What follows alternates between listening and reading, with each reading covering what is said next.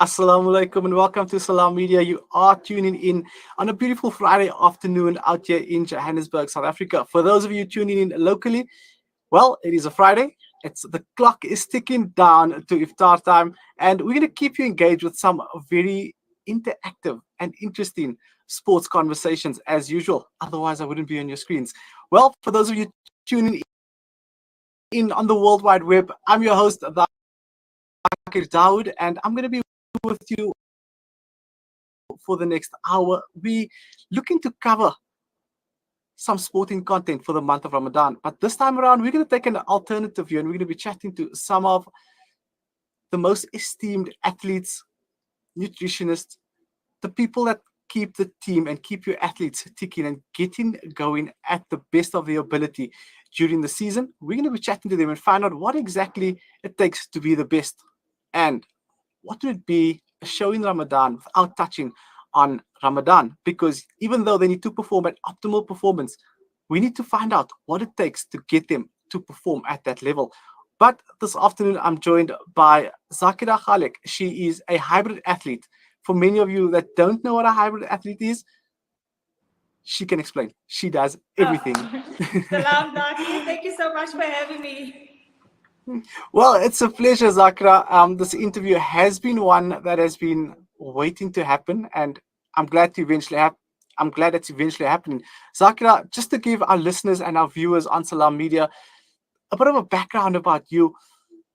What exactly do you do, and how does your day? What makes up the 24 hours in your day? Because all we see is just good times on your timeline. Okay.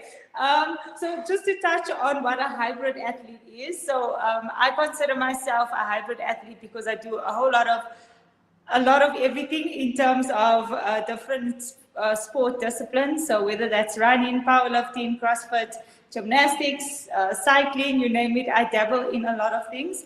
But in terms of some background about myself, I actually left varsity in 2016. I'm giving away my age now. No, not 2016.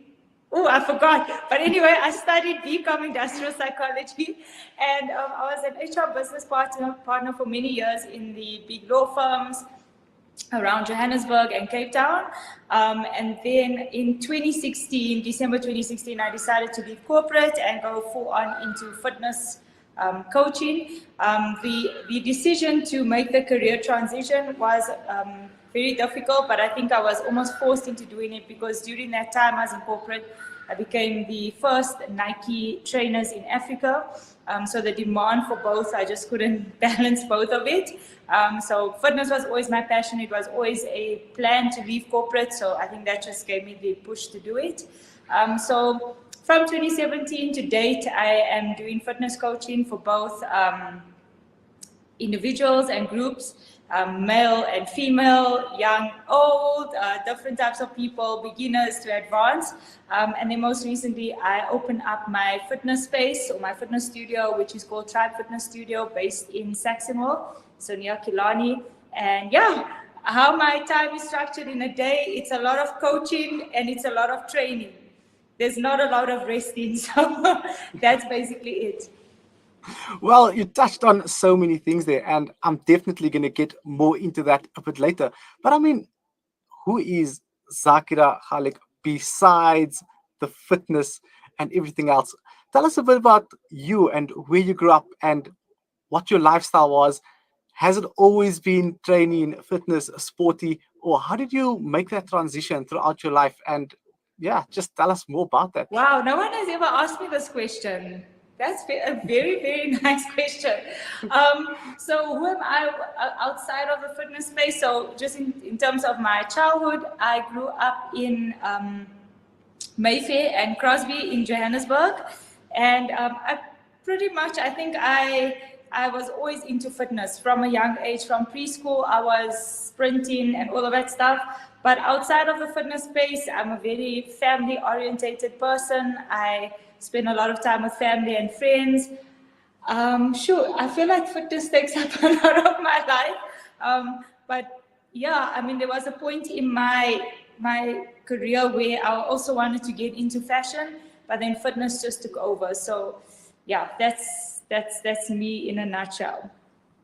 Well, I mean, you tick in boxes. You have Nike and you in fitness. So I think you managed to dabble between both and you tick in both boxes quite well. On that note, both Thank of us you. actually are from Crosby. So for everybody that's tuned in and you're listening, yeah, you've got two Crosby representatives here. Yeah, yay! Fake Zakira, house. wow, Yeah. exposure. But anyway, moving on. I mean, your journey with Nike, I mean, it's an amazing one. And for young athletes out there and young trainers, for those of you in Johannesburg, in Crosby, and especially females around the world, they kind of look up to you and want to emulate everything that you've been putting in place. And if you look at a role model for females in South Africa, with everything happening in the country, I think you've managed to create a holistic image for females and female athletes, for that matter, to look up to. What are some of the things you pride yourself upon, and some of the things that hold your brand together in order to keep it in such condition that people around the world aspire to be just like you? I think the main two things that, or two qualities that I always strive to be is authentic, number one. I do not portray something I'm not online. And the second thing is humility. So those are my two qualities, I do all these campaigns. I work with Nike and all of these things, but those things don't get to my head. I focus on my purpose and my passion, which is fitness and helping people change their lives. So I think those two qualities is something I really embody, and I hope that a lot of people online will agree with me when I say, I try and keep it real as much as possible online. Now I need to ask you this question because I mean, I get it a lot. Many people get it twisted where I'm in the broadcast space and I'm a broadcaster, but people confuse it with being an influencer. Do people see you as a coach or as an influencer? I think that line is so thin. Like it's so difficult. Like online on social media, I think I'm an influencer because I do a lot of work with big brands out there. But when I'm in my space and in my gym, or if I'm in the Nike Athletic Stadium coaching over there in Soweto, I'm a coach. Mm. So on social media, I try and also be a coach with upskilling people with certain exercises or knowledge about fitness. But when I'm in my gym and when I'm coaching, I'm a coach, and that's it. Well, tell us more about that journey with Nike. How did it come about? How did you get that first phone call when Nike hit you up and they were like, yo, we need you on board? And now it's a good couple of years in, and Yeah. you've managed to have your own programs running at the Nike facilities in Soweto. Run us through the whole process. I think it was 2015 or 2014 where I auditioned. I heard there was auditions to be a Nike trainer. I was always like sort of involved with the Nike family from the running club days. So when I heard that there is auditions, I jumped to the opportunity. Back in the day, I always used to wish I could have been, part of the Nike brand. So I think maybe it was something I manifested in my younger days. So when I went for the interview, it was quite a lengthy interview. There was quite a few of us. We had to, really show our knowledge about fitness, that we know what we're doing. And then, yeah, that's how I got selected. And then from there, it has been such an amazing journey, one that I'm forever grateful for. I was hosting huge Nike training club classes in and around Johannesburg. I think the biggest one was over 1,000 women at the Kyalami racetrack. And then I think it was in 2017 or 2018, I'm not sure, where I went with another Nike trainer to the Nike headquarters in Portland.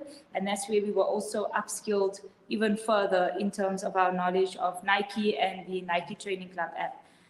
At the moment, I am coaching in Soweto at the Nike Football Training Center. It's called Shapa Soweto, it's a training facility that is open to the community for absolutely free. You pay nothing. There's skateboarding, there is code classes that I give, there's yoga, there's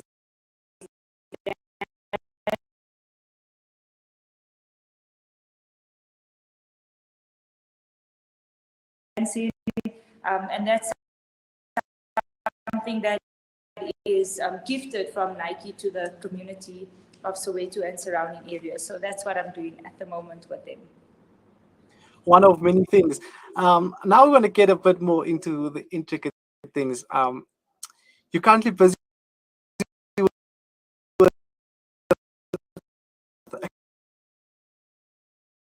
campaign that you've been running with Toyota, and for many of the rugby lovers out there, we do know that the Toyota Free State Cheetahs are sitting comfortably second on the Currie Cup log, and they looking to secure a home semi-final spot. Zaakirah, tell us a bit more about this campaign. We've seen you in 4x4s, doing all I thought crazy you were going to things test my for knowledge some of athletes. rugby. I was like, oh no, please don't.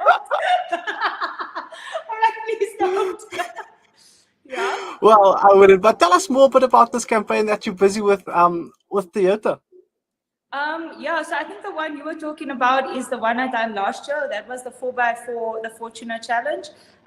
That is, I was one of the heroes that had to basically assist a contestant win the car.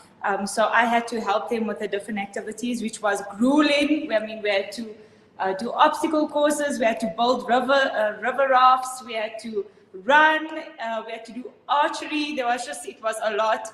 And we actually placed second in that. So unfortunately didn't win the car. But I think we done pretty well. A lady actually won the car for the first time in many years. So I was pretty happy that a female finally won the competition. Before that, I entered that competition to actually win the car. But a guy beat me as well. So it was nice to see a woman win the car. At the moment, the current campaign with Toyota is the Toyota Gaming Engine. That's an e-cycling campaign for cycling. And it's just a online e-cycling tournament that's taking place in the next few weeks. So whoever is into cycling, you can register for that. It's for free, and you can also win like amazing, really cool cycling gear. So check that out on my Instagram page. Wow, that sounded very cliche, like some of those influencers we hear. You can like, share, and follow. But for those of you watching for those of you watching this interview, don't forget to like, share, follow Salam Media's page to stay up to date with the latest interviews. And yes, get this interview out to the broader public because there's so much knowledge that is being shared here.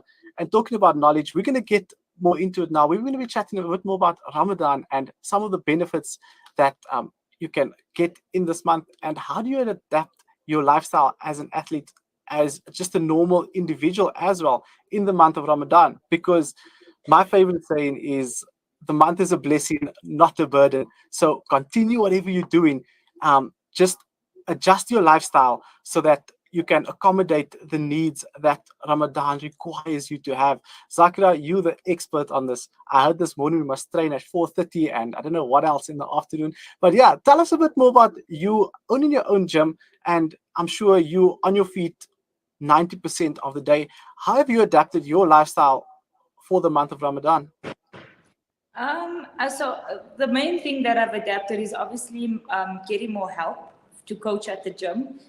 Because I think it's quite demanding, the hours that I put in. But secondly, I adapted my training time. So I would usually train either in the morning, or I sometimes hit double sessions in the day. So now I'm training. I was testing this week what is the best time, and I trained at 7 a.m. today. I train at 8:30 a.m. on another day, and then I train at 4:30 p.m. So I just wanted to see how my body responds to the different shifts in training times. And I think this is what a lot of people don't get, is that you have to see what works for you. A lot of people message me on Instagram saying, Zaaks, like, what time should I train? And that time that you train in Ramadan is such a personal decision, and it also has to fit into your schedule and with prayers and everything else. So the main thing that I have adapted during Ramadan is my training times and how much I eat for breakfast, if I have to be honest. Talking about that, eating is possibly one of the key factors that will contribute to any person's day. Because I mean, if you have a nutritious breakfast or dinner in the evening, that will sustain you for the rest of the day. What have you been taking so far in this month to keep you fueled for the entire day? Yeah, so in Ramadan, for suhoor, I like to eat more fats because that obviously keeps you full a lot longer, including fiber. So I'll have like cooked oats, so oats from the pot, and then I'll have it with like some yogurt and some peanut butter and dates, and then I'll add my protein powder into that, and then I'll have it with almond milk. I'll mix it all together and I'll eat it. And then I'll also have this morning, because I knew I'm training at 7 a.m., I really wanted to fuel myself for that session. Then I had 2 boiled eggs, and I also had a slice of toast. And I also have, a shake with collagen and casein powder, which is just a form of protein powder, but slow release protein just to keep you full. And then what else? Sometimes if there's space, I'll add a banana, but I make sure that I really fuel myself for the day if I know I'm going to have a training session while I'm fasting. It's now, I'm not sure what time it is now, my watch is dead, but I'm still feeling fine. I'm not having really bad hunger cravings, or I'm not feeling very thirsty. Well, guys, there you have your hack on how to make it through Ramadan. Well, Zaakirah, you spoke a bit about the nutrition part and how you get things going. And for the holistic people out there, we've touched on almost everything. Now we need to speak about what is it like having your own business? I mean, as a young female in South Africa, how have you adapted to the challenge of starting up your own gym? Yeah, it was not an easy process. I think it was always something that I was planning to do throughout my entire career. So it took years and years of saving and planning and excuse me, like I'm always very risk averse. So I have to make sure that when I make this decision, it has to be calculated, and I have to make sure that I create a space that I would train in comfortably for my clients. So I needed to, plan to open up the gym. Eventually, when I did, it was a lot of hard work. It's still a lot of hard work. I mean, we've only been open for a month, but it's hard work. It's also a very male-dominated industry, but for those female coaches that have dreams about opening up their own gym and are scared to take the leap of faith, because I think a lot of coaches have this dream to open up their own gym, but they're so scared because they are either working at the big commercial gym, so there's foot traffic, or they need a cash injection to open up their gym, because to open up a gym is very expensive. My advice to those female coaches would be, you need to believe in yourself, and you need to trust that you can do it. You need to also save, and you need to do your research. And I think as coaches, you also need to upskill yourself on business, because that's very important as well.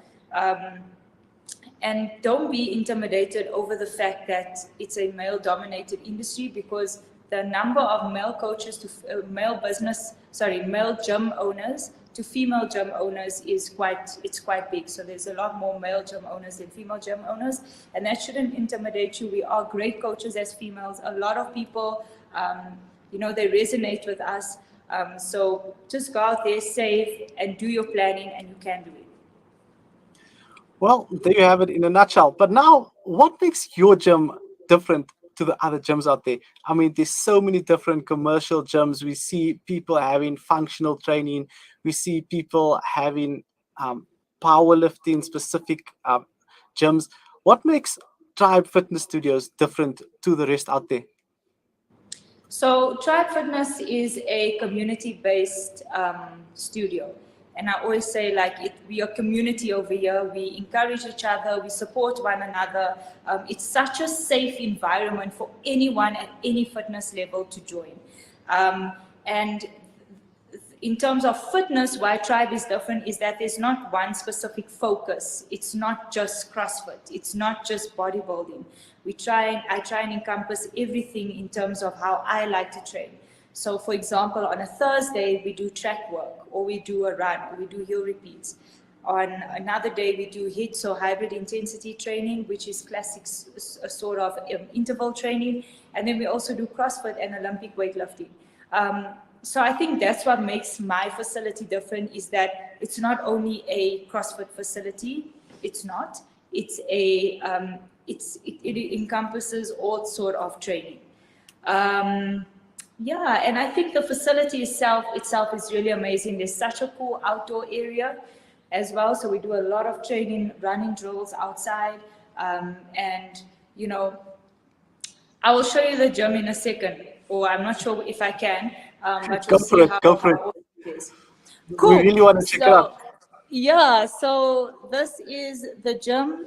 So behind me is the, that's called the rig. So we do a lot of pull-ups and gymnastics on the rigs.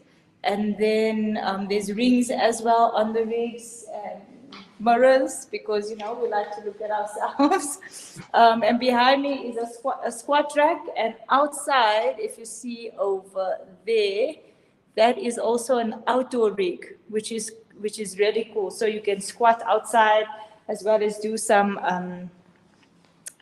pull-ups. And then behind me is sort of, I say this is the blue room, because at night there's like a blue LED light. And then that's the cardio section with my cycling road bike at the back. But yeah, so really good start. Looks really awesome. Lots more that we still have to do, but in time we will get there. Well, you've shown us this amazing facilities, and whereabout in Johannesburg are you based, so that everybody can get down there? I mean, the listeners and the viewers of Salam Media need to make their way down to that fitness studios, so that we can also get a kickstart on that summer body. I mean, so yeah. I'm based in Saxonville. It's just down the road from Houghton, Rosebank, or Killarney. And I just want to mention that from next month, we are doing sort of a hybrid boxing class, which I think everyone is going to love. So check that out, guys. And then we also offer gymnastics classes on a Friday morning. And there will also be fitness kids classes coming soon. So there's still lots that's coming. So if you want to check out my website, it's hybridtribe.com, hybrid with an I, or you can go on to Tribe Fitness Studio on Instagram.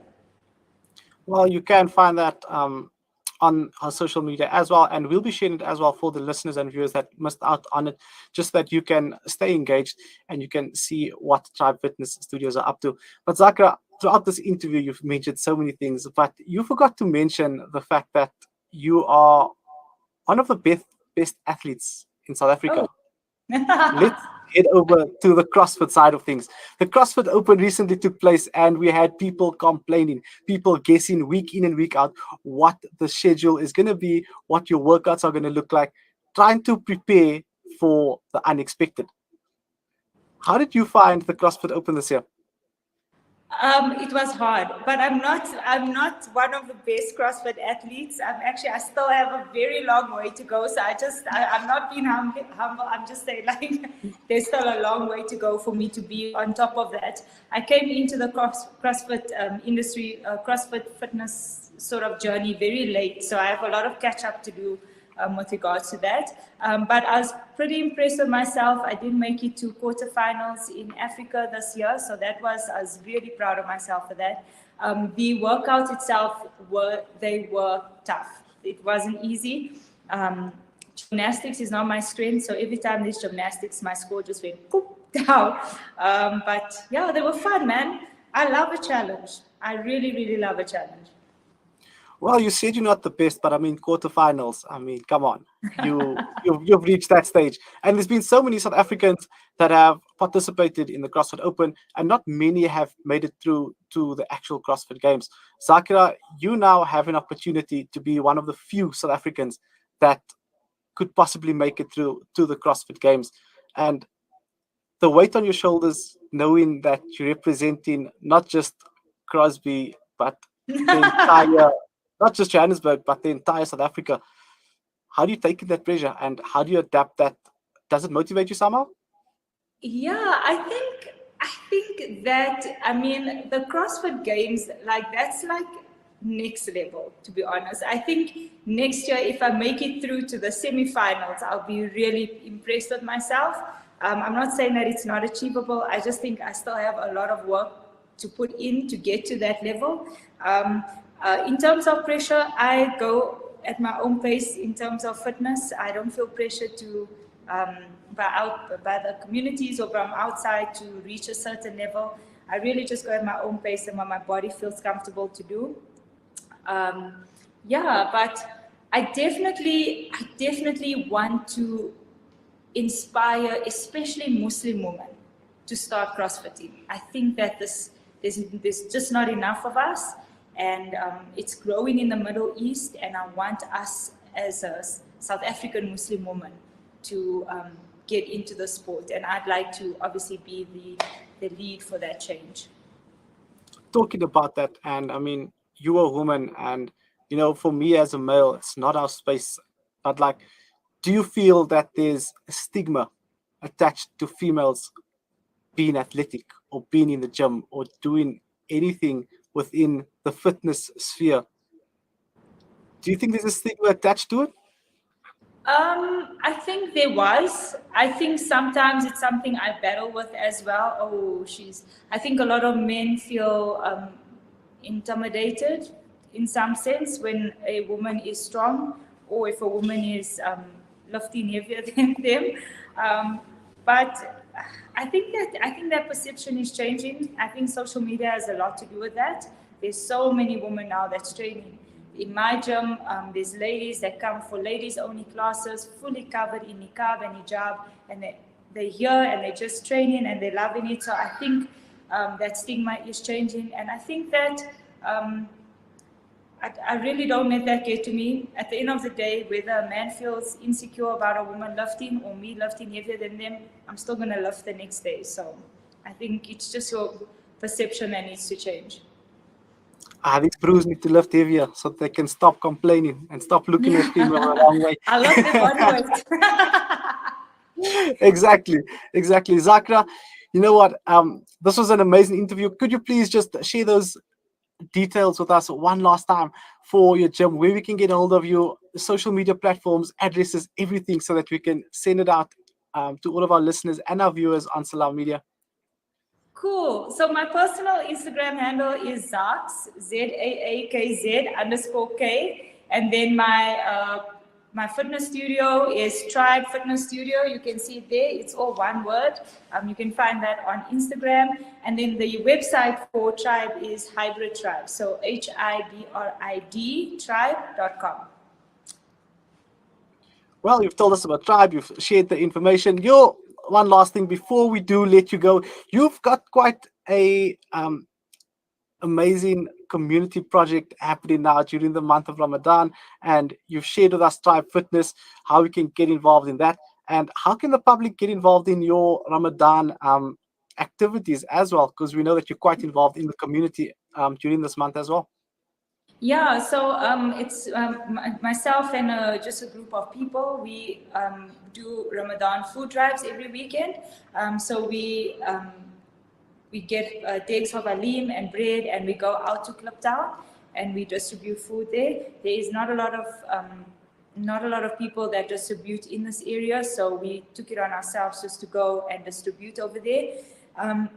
If you would like to contribute towards that, you can actually just DM me on Instagram, or if you'd just like to come out and help, that will also be great. Obviously, the more dates that we can give out and the more areas that we can touch, that will be better. So if you would like to contribute to that, please do. There's also lots of kids in this area. I can't stress that enough. I mean, the decks are also not even strong to accommodate the amount of kids that we distribute to. So if you want to donate clothing, donate sweets, I mean, it just makes a kid's day. You want to come out there and just give out candy floss, that would be great. So we're there every Sunday from 2 p.m. In Kliptown. So if you want to get involved, rather just DM me on Instagram just to find out where we are.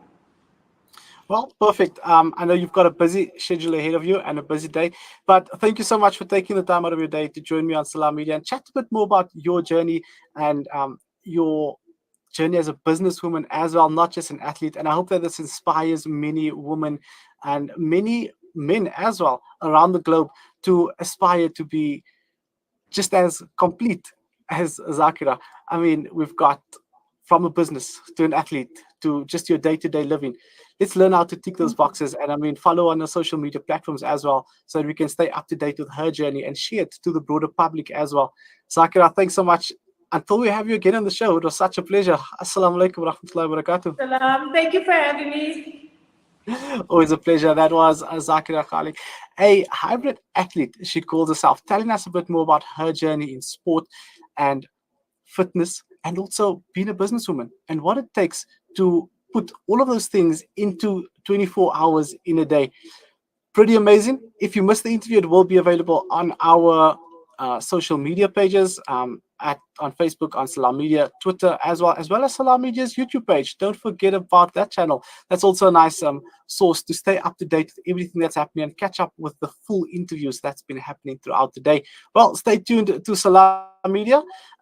There's so much more programs that will be lined up right on